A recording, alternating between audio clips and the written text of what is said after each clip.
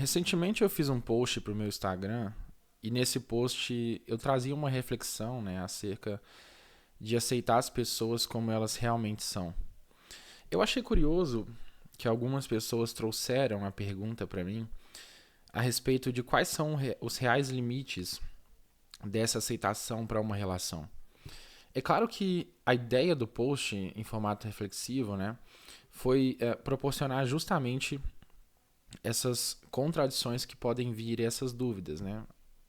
Até porque a reflexão está muito dentro disso, né? Não necessariamente de achar respostas, mas de estar exercitando realmente o pensamento crítico.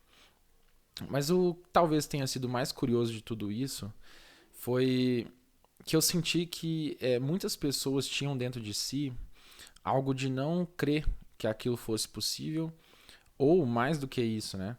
De trazer consigo muitos exemplos que essas pessoas tinham na própria vida em que essas tentativas foram frustradas.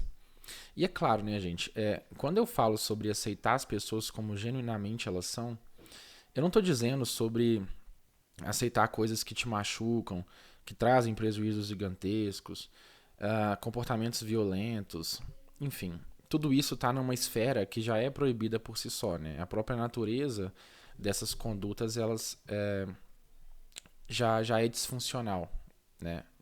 Então, isso obviamente tem que ser repudiado. Mas a discussão que está por trás dessa ideia está justamente em algo que eu acredito e que com o tempo eu fui percebendo que talvez não tenha como fugir muito disso. Né? Aceitar as pessoas como elas realmente são, eu acho que talvez seja um dos maiores e mais passíveis de dar certo formas de amor. E por que eu estou dizendo isso? Porque se a gente parar para pensar mesmo, né? Eu que estudo psicologia, filosofia, enfim, e outros campos da ciência, a gente começa a perceber que muitas das características que as pessoas possuem, características de personalidade, de comportamento, de valores, de moral, por algum motivo parece que essas características elas são inatas a essas pessoas, né? O que é curioso é que, em alguma medida, a impressão que eu, pelo menos, tive ao longo de todos esses estudos é que parece que algumas características elas são quase que fundidas dentro da própria ideia do eu, né? Então, muitas pessoas apresentam essa característica curiosa, que é a ideia de que não conseguem ser o que elas necessariamente não são.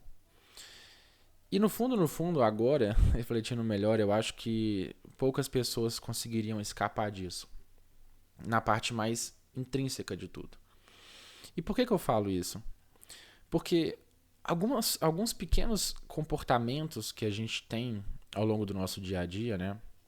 Comportamentos, às vezes, de desorganização, de falta de prioridade, de procrastinação. Eu até acredito que isso possa ser algo mutável, sim, né?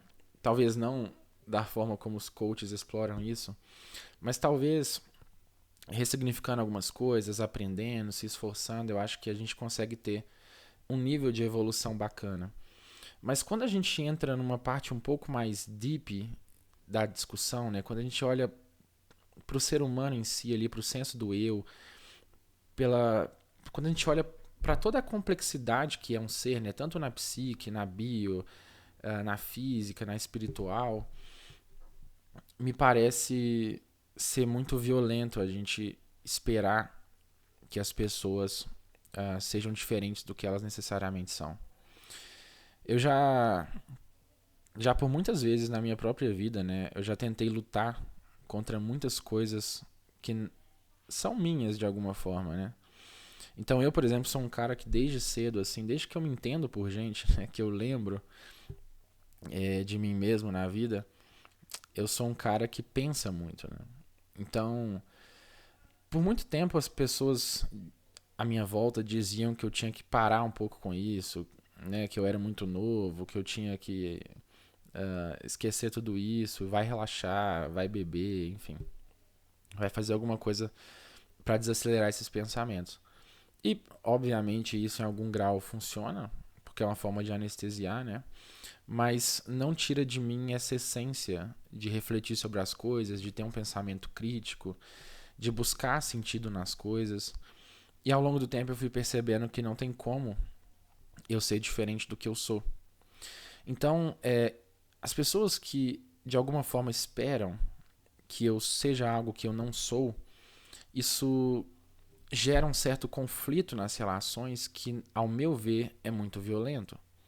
Então, se você está em um ambiente, um ambiente social, né, em que as pessoas que estão ali à sua volta, elas se incomodam genuinamente com isso, elas estão constantemente te incentivando a parar com uma coisa a qual você não tem necessariamente controle, quando essas pessoas estão constantemente desvalorizando, talvez não seja a palavra certa, mas não validando que aquilo é uma característica individual sua, esse ambiente social se torna algo extremamente tóxico, né? A palavra que está sendo usada ultimamente. Mas eu acredito que se torna algo realmente violento. Então, quando eu digo sobre aceitar as pessoas como elas realmente são, é realmente aceitar as pessoas com os seus defeitos, com as suas características, com os seus valores, com as suas morais. Até porque, no fundo, qualquer tentativa de colonização do outro, né, é também uma forma de matar a própria individualidade do ser humano.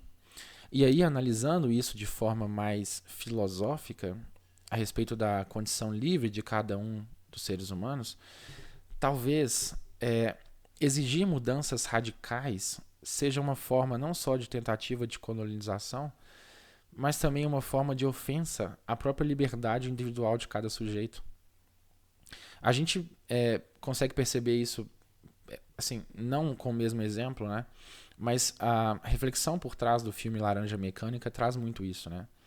Sobre o quanto que a evolução das técnicas de condicionamento de seres humanos talvez não se assemelharia a um adestramento de um animal, né? Até quando que correr os riscos de eventuais desvios de condutas dos seres humanos talvez não seria a própria condição enquanto seres humanos, né? Essa discussão filosófica e ética a respeito da liberdade do próprio ser humano é também a discussão que traz à tona essa discussão sobre aceitar as pessoas como elas são. E mais uma vez eu reitero, né? É claro que isso não pode ir além das questões legais, enfim, que colocam outras vidas em risco e que, enfim, afetam outras vidas de alguma forma. Mas enquanto necessariamente as próprias características individuais, talvez a própria condição desse ser humano precise, né, abraçar defeitos, riscos, condutas imorais, para que necessariamente a gente continue sendo seres humanos. É isso. Muito obrigado e até o próximo vídeo.